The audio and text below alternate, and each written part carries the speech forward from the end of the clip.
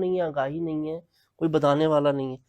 आपकी जो अभी लेटेस्ट वीडियो जो वायरल हुई है उससे थोड़ा सा अल्लाह करे फ़र्क आए कि आप तो कब वो से बोल रहे हैं। डाउन हो चुकी। मैंने बाहर ऊपर जाके पीक, मैंने चीफ मिनिस्टर के फ़ोन आ गए, आर्मी के चीफ के फ़ोन आ गए, सब के आ गए, फिर हमने उनको घास नहीं डाली तो वो सब वो अच्छा, नीचे चली गई फिर वापस। तो तो जैसे वो फिर एक जैसे वो थे ना जिन्होंने डंडा फेंका था, अ, वो ऊपर आए थे, फिर थर्स्टी अब क्रो में उनको वो फ़ोन करना पानी पड़ रहा ऊपर होगा आया था। भाईजान, वो शायद मैं वो बोल रहा हूँ, क्या नाम है, अरशद साहब। अच्छा, तो इस पे इसको स्केल अप करने की ज़रूरत है, ऐसे लोगों की ज़रूरत है जो इसको अपने अपने सिस्टम में अडॉप्ट करें। जो इतने लोग एकेडमियाँ बनाते हैं, स्कूल्स बनाते हैं, वो इसमें इस फ्रेंचाइज मॉडल को जानें, समझें। और आप तो नेटवर्क को सबसे ज़्यादा जानते हैं, तो ऑब्वियसली इसको इंशाल्लाह बेहतर अंदाज में ग्रो करते रहिए। आप इसकी अमेरिका ब्रांच और सिंगापुर ब्रांच, वहाँ पे पाकिस्तानी बच्चों के ज़रिए इसको मतलब दुनिया को मज़ीद हमें बताना पड़ेगा, समझाना पड़ेगा। तो इंशाल्लाह आपकी प्लानिंग्स और लेवल्स तो बहुत कमाल हैं। और हर हर वालिद, हर वालदा ये चाहेगी कि मेरा बच्चा, यही वाला बच्चा मेरा हो, जो 22 साल में दुनिया घूमेगा और मिलियन लोगों का फ़ायदा करेगा। तो जो नहीं आ रहा उसका ही नुकसान है, और तो किसी का नहीं है। वो बैठे रहें उसी पुराने निज़ाम, घिसा पिटा निज़ाम में चलते रहें, तो फिर ऐसे ही होगा। तो आपने मुझे 7 साल से देख रहे, बल्कि 11 साल से देख रहे हैं, 7 साल से मिल रहे हैं।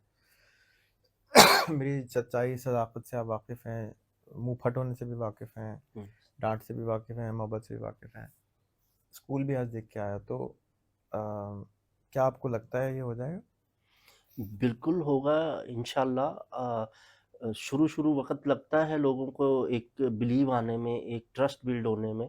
और इंशाल्लाह जो स्ट्रगल नज़र आ रही है, जो मेहनत नज़र आ रही है, बस थोड़ा-सा वही है कि लगे रहना पड़ेगा, हमें छोड़ना नहीं होगा। तो इंशाल्लाह दुनिया क्योंकि एग्ज़ाम्पल्स और इसको लाई लग कहते हैं पंजाबी हमारी एरिया में, कि ये लाई लग कौम है, ये भेड़ चाल वाली कौम है। तो जब जॉइनिंग ऑफ द स्टूडेंट्स ज़्यादा हो जाएगी तो वो भी अपने बच्चों को भेजना शुरू हो जाएंगे। हम्म।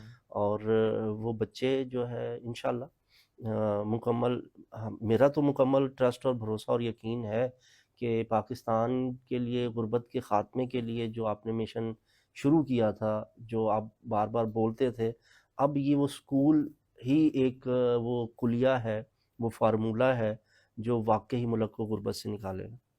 अब इसमें कुछ उनके लिए ज़रूर चैलेंज हो गया जो नहीं चाहते कि गुर्बत से लोग निकलें, क्योंकि अगर वो गुर्बत से निकलेंगे तो वो डेरा शाही सिस्टम, वो हमारे वज़ीर सिस्टम, तो अगर सिर्फ वही लोग हो सकते हैं जिस तरह, अगर आप किसी भी फील्ड में आते हैं, अगर आप चीनी को हाथ डालते हैं तो शुगर मिल माफिया का फ़ौरन सोच आ जाती है।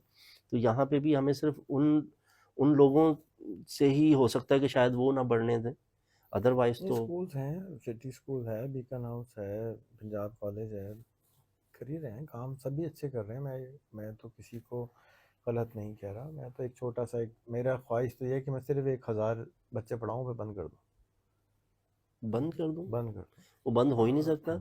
जब 1000 बच्चा आ गया तो नहीं, वो वो तो फिर सर अपना आगे। अपना काम करेंगे ना आगे जाके। मेरी तो जैसे आपकी क्या ख्वाहिश है कि आपके बच्चे बड़े हों, अच्छे से शादी करें, अच्छे से कारोबार करें, और फिर आप छुट्टी करें। तो आप मैं, मेरा टारगेट ये नहीं है कि ये चलता रहे, क्योंकि ये इस ज़माने के लिए बन रहा है। आगे आने वाला ज़माना इतना फ़र्क होने वाला है कि शायद मैं नहीं बना उसको बेहतर कर सकूँ, यस, फिर किसी को दोबारा स्कूल ईजाद करना पड़ेगा उस ज़माने के लिए, क्योंकि आगे अब जब मेरे तब्दील, सर में चिप हाँ। लगी हुई है, मेरे पास सारा इल्म है, तो फिर अब मुझे करना क्या है मुझे नहीं मालूम। मैं तो अभी इमेजिन भी नहीं कर सकता कि भाई उस वक्त क्या होगा। सो सही, मेरे ख्वाहिश तो लेकिन ये है कि मैं इंशाल्लाह 1,000 उम्मीद तो है कि करूँ। आप 1000 के बाद जब ब्रेक लगाएंगे तो आपकी वो जो 1000 बम फटेंगे ना सर, तो वो 1000 रेहान स्कूल बना के ही दम लेंगे, वो फिर पीछे नहीं हटने वाले इंशाल्लाह। तो कोई जहन में सवाल हो तो पूछें इससे रिलेटेड, अगर आपके हो। हाँ, सवाल इसमें ये लाज़िम है कि इसको जो बच्चे जॉइन करना चाहते हैं, को वालिदैन के लिए कोई शराइत रखी हैं, बच्चों के लिए कोई शराइत रखी हैं, या कोई भी आएगा तो वो फ़ौरन से स्कूल में आप उससे कुछ रकम लेंगे, गिनेंगे और उसको कहेंगे एडमिशन हो गया? बस उनसे शराइत ये है कि वालदा ने भी 4 घंटे हफ्ते में पढ़ना है, अच्छा, वालिद ने भी 4 घंटे हफ्ते में पढ़ना है। अच्छा वालिदैन को भी आप पाबंद कर रहे हैं? हाँ जी, अगर वो नहीं पढ़ते फिर? स्कूल से बच्चे को निकाल देंगे। बच्चा आउट? अच्छा। सही। क्योंकि हमने ये नोट किया है कि जिन बच्चों को हम वालिदैन आ रहे हैं उनकी परफॉर्मेंस बहुत अच्छी है, और जिनके वालिदैन नहीं हैं उनकी परफॉर्मेंस 70% कम है। अच्छा। क्योंकि जो चीज़ें हम मिसाल के तौर पे मैं आपसे कह रहा हूँ जी आपने इंटरव्यू करना है, स्कूल की टास्क है इंटरव्यू करना, अगर वालिद ऑन बोर्ड नहीं है, वालदा ऑन बोर्ड नहीं है ना, तो वालिद कहेगा नहीं करो छोड़ो, तो वो कहाँ से रिज़ल्ट लेकर आऊँगा मैं। हम्म। तो मेरे लिए प्रॉब्लम हो रही है कि वो चैलेंजिंग हो जाता है। तो इसमें मतलब जो वालिदैन को आप कह रहे हैं, तो क्या उनको अलग से ट्यूशन लेनी पड़ेगी नहीं, आपसे या? हम फ्री में पढ़ाते हैं उनको, अच्छा, तो वो ऑनलाइन पढ़ें फिजिकल पढ़ें, उनकी अलग किताब हमने बनाई है, कुरिकुलम जो हमारा है उसमें अलग उनके लिए भी एक उनके किताब लिए है? भी अलग किताब है। वाह, अमेजिंग। हम 7-8 किताबें बना चुके हैं, हम्म। और उनकी अलग किताब है, टीचर की अलग किताब है। स्कूल में टीचर है ही नहीं, जिनसे आप मिले तो उनको हम फैसिलिटेटर कर दें, उनका काम सिर्फ इतना है कि बच्चा कमरे से बाहर ना जाए, अच्छा। पढ़ाना काम नहीं है। वाह।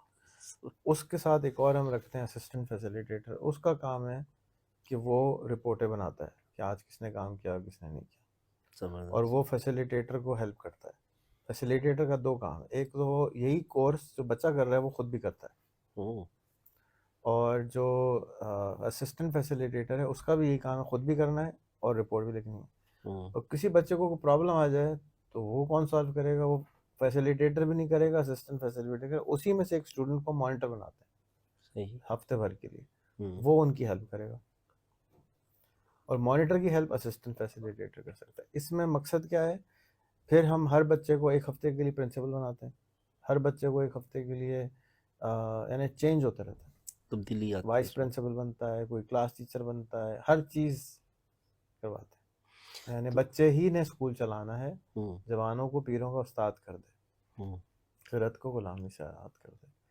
पुरानी जो हमारे दिमाग में सोचें उनसे हमें आज़ाद है। ये सब इसलिए किया कि हमें टीचर नहीं मिल रहे थे, तो हमने कहा कि अच्छा हम्म। बच्चों से पढ़वाते हैं, क्या बात है, तो बच्चे जबरदस्त। भी ट्रेन हो जाएंगे, अगली लॉट भी ट्रेन हो जाएगी, और वो पढ़ने का तो काम ही नहीं, सारा प्रैक्टिस है। हम्म।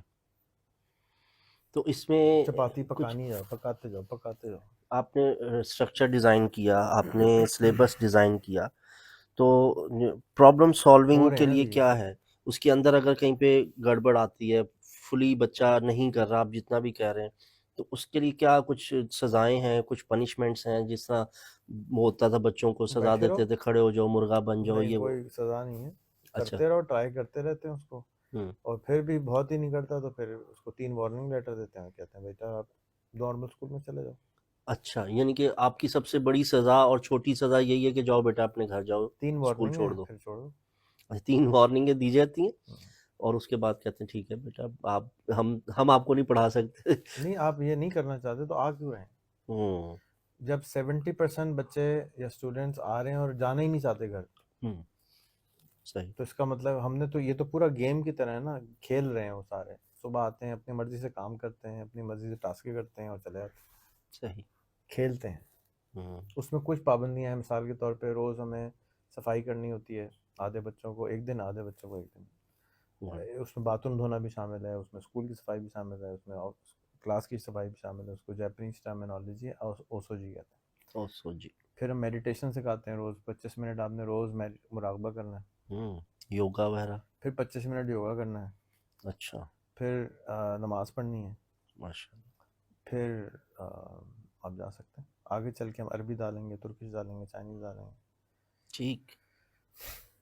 यानी कि उसको मौजूदा इल्म के साथ-साथ जो दूसरे ममालिक की कुछ ऐसी हरकत व सकनात या आदात हैं जिससे उनकी जो लीडरशिप है वो चीज़ों को डाल रहे हैं देखिए बीच में। रोज़ाना उसने एक अंग्रेज़ का इंटरव्यू करना है, तो मुझे हुँ। बताने की कोई ज़रूरत ही नहीं है, उसका दोस्त खुद ही बताएगा उसको, गुड।